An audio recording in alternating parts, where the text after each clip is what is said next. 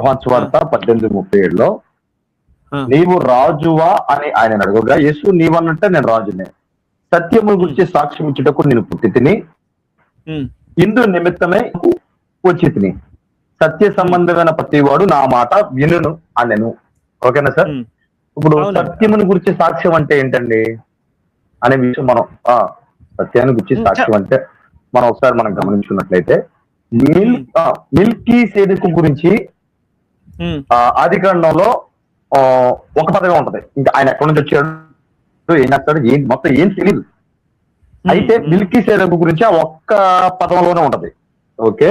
అయితే ఇప్పుడు హెబ్రీయుల రాసిన పత్రికలో మిల్కీ సేదకు గురించి మొత్తం వివరించేశారు. ఇక్కడ సత్యం బయలుపడింది. అప్పుడు దాకా మిల్కీ సేదకు ప్రస్తావన ఆగిపోయింది, కానీ పూర్తిగా హెబ్రీయుల రాసిన పత్రికలో ఇచ్చేసాడు. ఓకే. నెక్స్ట్ అప్పుడు ఈ పాత నిబంధన గ్రంథంలో ఎవరితో మాట్లాడారన్నది ఎవరికి తెలియదు. ఎవరు ఇప్పుడు ప్రవక్తలతో మాట్లాడింది ఎవరు, ప్రవక్తల్ని జ్ఞానోపదేశం చేసింది ఎవరో తెలీదు. యేసుక్రీస్తు ప్రభు వారు తండ్రికి మధ్యవర్తిగా ఉన్నాడని చెప్పి బయలుపరిచాడు. నేను తండ్రి ప్రధాన యాజకుడిని బయలుపరిచాడు.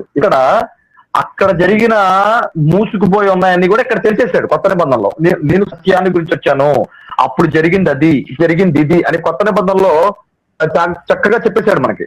ఇది సత్యం గురించిన సాక్ష్యం ఇచ్చేటప్పుడు నేను పుట్టి తిని అని. అంటే ఇప్పుడు యేసుక్రీస్తు ప్రభు వారు ఈ లోకానికి రావడానికి సత్యం గురించి సాక్ష్యం ఇచ్చాడు. సత్యం ఎవరు? తండ్రి వేరు, నేను వేరు, తండ్రి వేరు, నేను వేరు.